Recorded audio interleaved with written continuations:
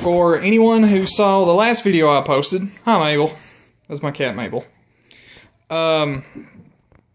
Just recently, I picked up this Mesa dual rectifier head, and I've been wanting one for, I don't know, 8-10 years now. So I finally had an opportunity to get one, probably sometime around a month ago. And so I picked this guy up on eBay for, you know, I actually got a pretty decent deal on it. But it's the Revision F. And anyway, so there's that. And I debated for a while trying to decide what kind of 212 cabinet I wanted. I do not want a 412 cabinet because it's too much of a pain to move. So I decided to settle on a 212. And this thing's plenty loud enough if, you know, I start gigging anywhere here soon. But anyway, I was debating between the 212 Mesa rectifier cabinet or this guy right here. And after watching a lot of videos, you know, scoping out some music stores, I decided to go with the orange 212, or what is it? PPC 212 is what it is exactly. And if we can see back here, maybe, yeah, you kind of can see, this is the closed back version. I was not going to buy the open back because I want as much low end as I can get from this combination. So, yeah, I think I'm pretty much set on an amplifier for a while. I don't foresee myself needing anything more than this. And in the chain, I'm pretty much just going straight amp right now. I do have my Weeping Demon, Ibanez Weeping Demon wah pedal that I'm running into it. And I'm a huge fan of chorus, so I've got to have my Boss Super Chorus in there. And that's pretty much it. Nothing in the effects loop, just all amp. Maybe I'll pick up a delay pedal or a reverb pedal or something along the line. And actually, that was one of the disappointments with this dual rectifiers. I could have swore that it had a some kind of reverb channel on it, but nope.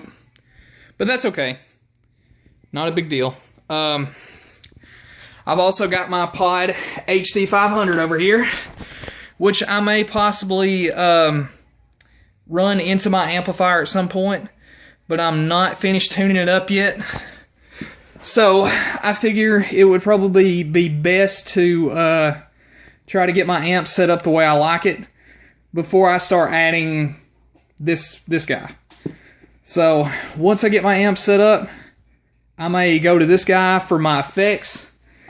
And pretty much, yeah, I mean, I might use some overdrives on here, or, you know, some delay effects, or reverb, or phase, or flanger, or whatever. But this guy's just kind of sitting still for right now.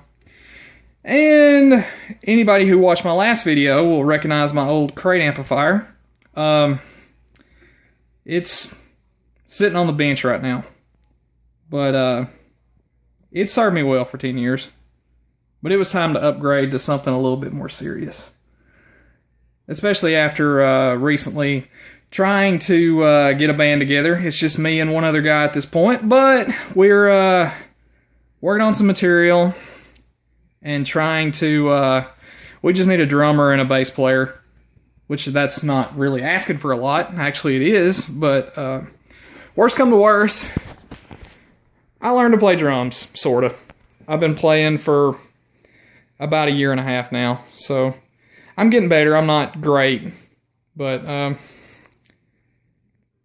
not bad either. So anyway, I'm skipping all my other stuff. So this is the most recent guitar that I picked up. Let me see if I can get this guy leaned without scratching my Tolex, because believe it or not, this Mesa, even though I'm the third owner of it, does not have a single scratch on it yet. So I'm going to need to be picking up a case for this guy. Okay, anyway, this is my ESP LTD H351FR. As you can see, it's got a Floyd Rose trim on it. It's got active EMGs, locking nut, which of course that comes with a Floyd. And to be quite honest, I love this freaking guitar. It is the hottest guitar that I own. It's got the hottest pickups, I should say. You know, it's in great shape. I got this thing on eBay for $170. And it was just kind of a quick spring. You know, I just decided to jump on it. There was a few hours left on it. And the bid was like at $130. And I thought, man, that thing's got to go for more than that. And sure enough, these things retail for like $500. So I took a shot, got it for $170, and I am very, very pleased with it. I'm currently using it with a set of 12s on it. It's my Drop C guitar, and that's pretty much all I use it for. But, oh, excuse me. Anyway, great guitar. I love it to death. Never been a fan of ESPs, but this thing has changed my mind. Okay. Here is my old Ibanez that if anybody saw my last gear video from a few years back will recognize this guy. To be quite honest, this one doesn't get played very much anymore.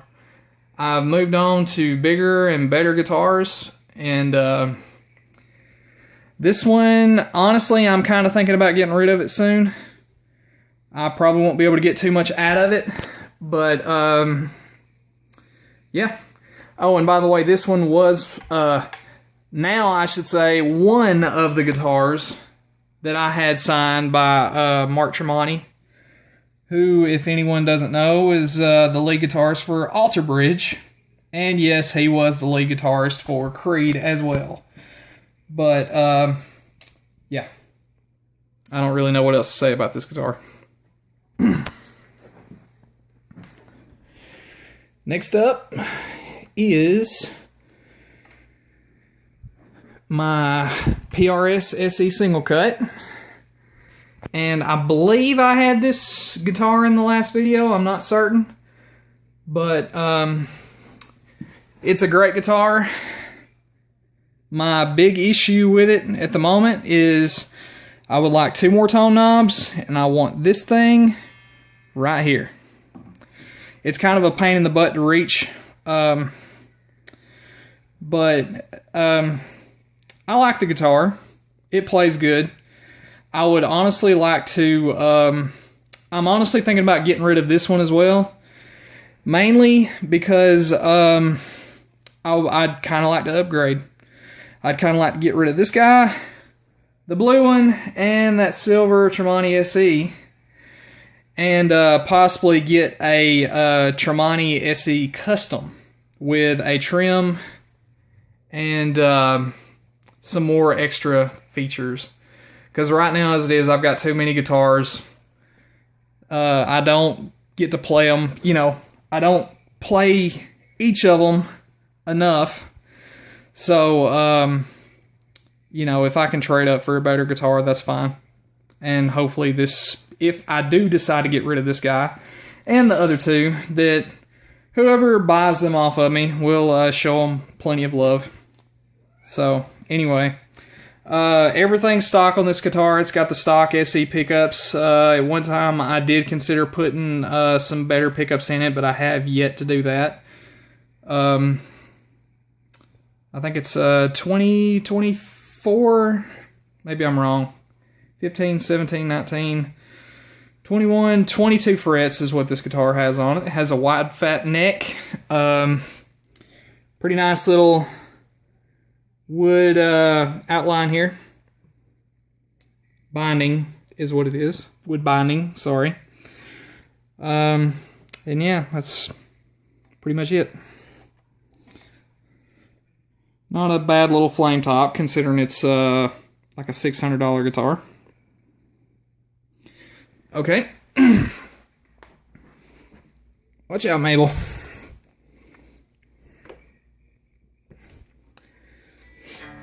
Oh, next up is my Tremonti SE in the platinum finish. I also purchased this one off of eBay. I can't remember if this one was in my last video. If it is, I'm sorry. Mabel, I wish you would go somewhere and play. Anyway, I got this one on eBay for about half the price of what they retail at. It's got 1 or 2 dings in it, which you can't see on camera. I love the fact that I've got 2 tones and 2 volumes with the switch where I want it. But I'm still considering upgrading to the SE Custom. But we'll see. Anyway, that's pretty much all there is to that.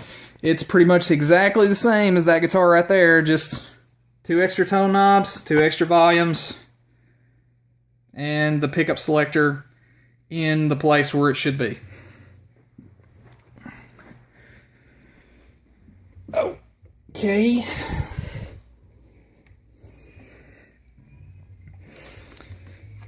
Next up, again, is still my favorite. I said this one was my baby in my last video, and it still is. My Schecter S1 Elite, which is part of the Diamond series. You can see this has got Grover locking tuners on it. I installed those. Hang on, I've got this pointing the wrong way. It is a Schecter Diamond series guitar. You can see the nice abalone binding that runs all the way down the neck on the headstock, as you saw, and all the way around the body. It's pretty nice. A lot of detail in this guitar, especially considering that this is a $600 guitar. Great value, in my opinion. It also has what they call the Gothic cross inlays, which I think look pretty cool. It's got Duncan designed humbuckers. And check out that quilt top. Oh, I'm sorry. It's also got a Tone Pros string through bridge. As you see, comes out the backside. Standard speed knobs. Pickup selector is not in the ideal position, but this also isn't a single cut either. Oh, and you can take a good look at that quilt top that's on it. Just an amazing quilt top, considering the price of this guitar. And something new that I added to it ever since my last video is I had it autographed by Alter Bridge. I got to see them last April in Atlanta, and my wife had actually bought me VIP passes to see them, so I got to meet them and you know, hang out for a few minutes, get pictures, autographs. I got to see their sound check, and I got to be front row. So that was a very cool experience.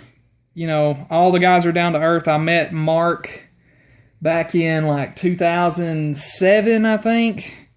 And Mark was really cool, but it was really cool meeting Miles and Brian and Scott too. So, yeah, you know, something cool to add to my favorite guitar. It would probably make more sense getting one of the PRS's signed, but I know that this guitar I intend to keep no matter what. So, this one's my favorite, and until something significantly better comes along, this one will probably remain my favorite, but I have no intentions of parting with this Schecter. I'm sorry, I'm kind of running out of breath here. I usually don't talk this much. Let's see. Here's another new one that I added to my group collection. This is a Dean Performer acoustic. very cool guitar. Snagged it for like $350 on eBay, and that was brand new from the store. Let's see if I can get a better shot. Pretty cool inlays. Abalone rosette. And it has a, this is like a koa wood laminate, I believe is what it is. It's not actual hardwood, it's pretty thin. But the guitar plays amazing. And it is an acoustic electric. Crap. Let me see if I can get it lean. There we go.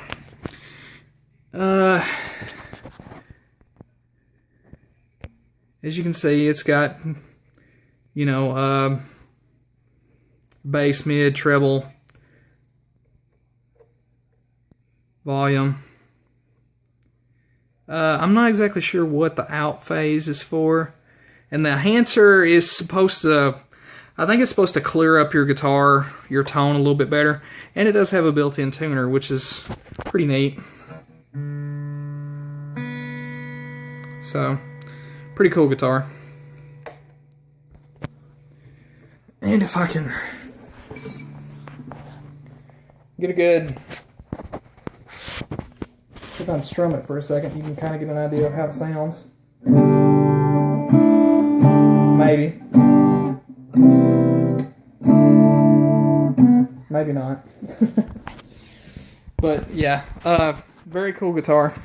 I'm glad I picked it up. It was a major improvement over that little Johnson acoustic that I had, which I still have, but it just doesn't get played. It's in the closet.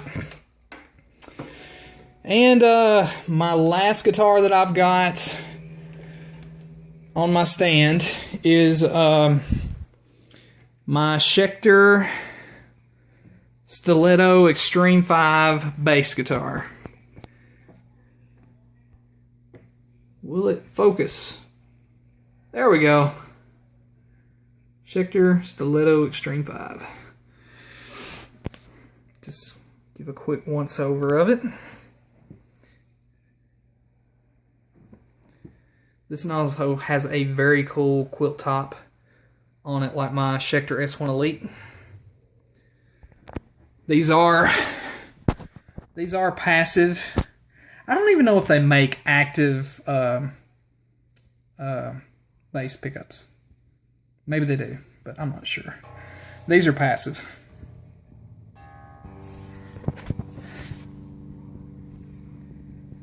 Anyway, yeah, that's pretty much it. I don't play it very much, but it's nice to have. Well, I know this wasn't the greatest gear video in the world, because I'm not quite as informative as some other people. But, and plus I just ate dinner, so I've kind of been burping all throughout the video, but anyway, that's a little TMI. But yeah, I just thought it was time for an update video, and for anybody who cares, this is my latest stuff, and me and a buddy of mine, I have been playing and trying to get some new material together, and we've got some pretty cool stuff coming together, but you know, it might not reach its maximum potential until we get some more bandmates. So anybody who's interested, look out for Mourning Mourning Star,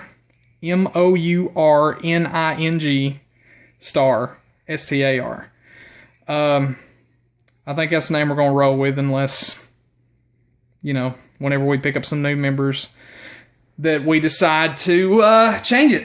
But anyway, that's our working title name. So anyway, I hope anybody who's watched this enjoys it, and rock out, guys. See ya.